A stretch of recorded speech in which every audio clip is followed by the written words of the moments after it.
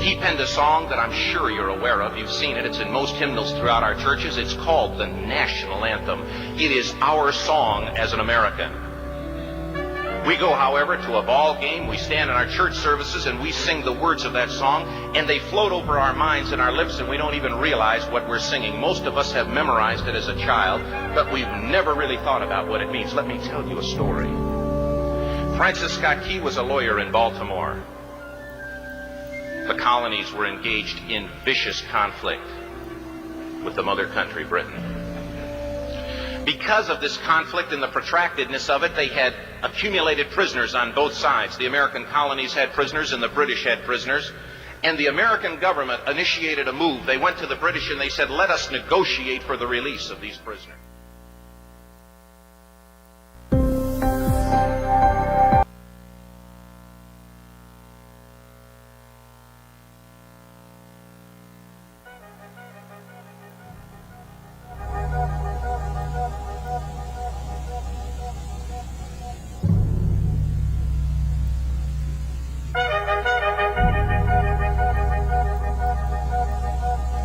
There was a lawyer once. His name was Francis Scott Key. He penned a song that I'm sure you're aware of. You've seen it. It's in most hymnals throughout our churches. It's called the national anthem. It is our song as an American. We go, however, to a ball game. We stand in our church services and we sing the words of that song, and they float over our minds and our lips, and we don't even realize what we're singing. Most of us have memorized it as a child, but we've never really thought about what it means. Let me tell you a story. Francis Scott Key was a lawyer in Baltimore. The colonies were engaged in vicious conflict with the mother country, Britain. Because of this conflict and the protractedness of it, they had accumulated prisoners on both sides. The American colonies had prisoners and the British had prisoners. And the American government initiated a move. They went to the British and they said, let us negotiate for the release of these prisoners. They said, we want to send a man out to discuss this with you. They were holding the American prisoners in boats about 1,000 yards offshore. And they said, we want to send a man by the name of Francis Scott Key. He will come out and negotiate to see if we can make a mutual exchange. On the appointed day, in a rowboat, he went out to this boat and he negotiated with the British officials. And they reached a conclusion that men could be exchanged on a one-for-one basis. Francis Scott Key, jubilant with the fact that he'd been successful, went down below in the boats, and what he found was a cargo hold full of humanity, men. And he said, men, I've got news for you tonight. You're free. He said, tonight I have negotiated successfully your return to the colonies. He said, you'll be taken out of this boat, out of this filth, out of your chains. As he went back up on board to arrange for their passage to the shore, the admiral came and he said, we have a slight problem. He said, we will still honor our commitment to release these men, but it'll be merely academic after tonight. It won't matter. And Francis Scott Key said, what do you mean? He said, well, Mr. Key, he said, tonight we have laid an ultimatum upon the colonies. Your people will either capitulate and lay down the colors of that flag that you think so much of, or you see that fort right over there, Fort Henry? He said, we're going to remove it from the face of the earth. He said, how are you going to do that? He said, if you will, scan the horizon of the sea. And as he looked, he could see hundreds of little dots. And he said, that's the entire British war fleet. He said, all of the gunpowder, all of the armament is being called upon to demolish that fort. It will be here within striking distance in a matter of about 2.5 hours. He said, the war is over. These men would be free anyway. He said, you can't shell that fort. He said, that's a large fort. He said, it's full of women and children. He says, it's predominantly not a military fort. He said, don't worry about it. They said, we've left them a way out. And he said, what's that? He said, do you see that flag way up on the rampart? He said, we have told them that if they will lower that flag, the shelling will stop immediately. And we'll know that they've surrendered, and you'll now be under British rule. Francis Scott Key went down below and told the men what was about to happen. And they said, how many ships? He said, hundreds. The ships got closer. Francis Scott Key went back up on top and he said, men, I'll shout down to you what's going on as we watch. As twilight began to fall, and as the haze hung over the ocean as it does at sunset, suddenly the British war fleet unleashed. He says the sound was deafening. There were so many guns that there were no reliefs. He said it was absolutely impossible to talk or hear. He said suddenly the sky, although dark, was suddenly lit. And he says from down below, all he could hear the men, the prisoners, saying was, tell us where the flag is. What have they done with the flag? Is the flag still flying over the rampart? Tell us. 1 hour, 2 hours, 3 hours into the shelling, every time the bomb would explode and it would be close to the flag, they could see the flag in the illuminated red glare of that bomb, and Francis Scott Key would report down to the men below, it's still up. It's not down. The admiral came and he said, your people are insane. He said, what's the matter with them?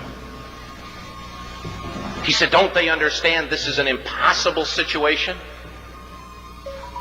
Francis Scott Key said he remembered what George Washington had said. He said the thing that sets the American Christian apart from all other people in the world is he will die on his feet before he'll live on his knees.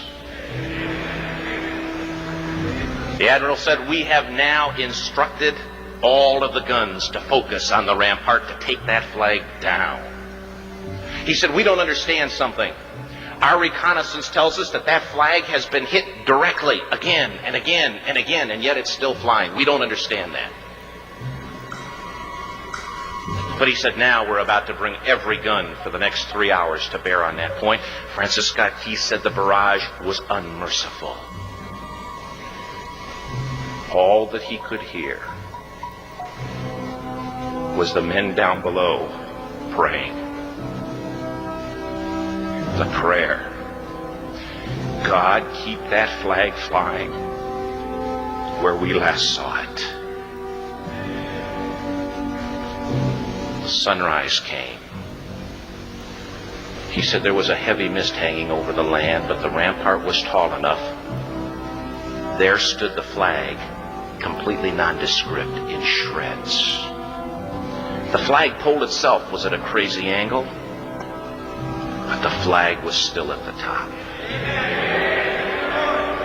Francis Scott Key went aboard and immediately went into Fort Henry to see what had happened.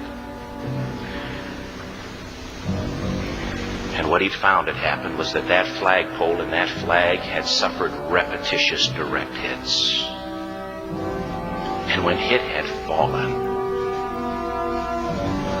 but men, fathers, who knew what it meant for that flag to be on the ground, although knowing that all of the British guns were trained on it, walked over and held it up humanly until they died. Their bodies were removed and others took their place. Francis Scott Key said what held that flagpole in place at that unusual angle were patriots' bodies. He penned the song, "Oh, say can you see by the dawn's early light what so proudly we hailed at the twilight's last gleaming? Or the rocket's red glare, the bombs bursting in air, gave proof through the night that the flag was still there. Oh, say, does that star-spangled banner yet fly and wave o'er the land of the free and the home of the brave? The debt was demanded. The price, it was paid." Oh, say, can you see by the dawn's early light, what so proudly we hailed at the twilight's last gleaming, whose broad stripes and bright stars through the perilous fight o'er the ramparts we watched were so gallantly streaming, and the rockets spread clear,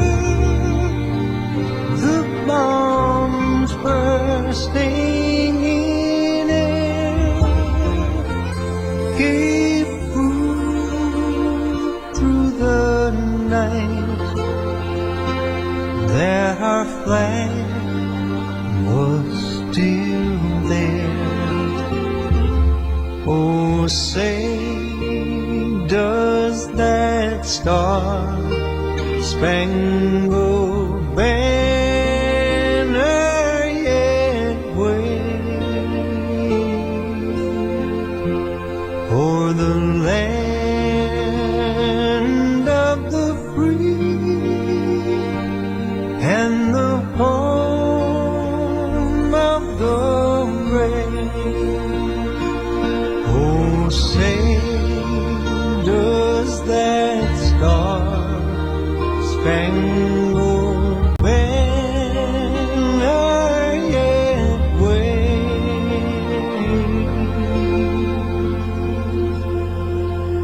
o'er the land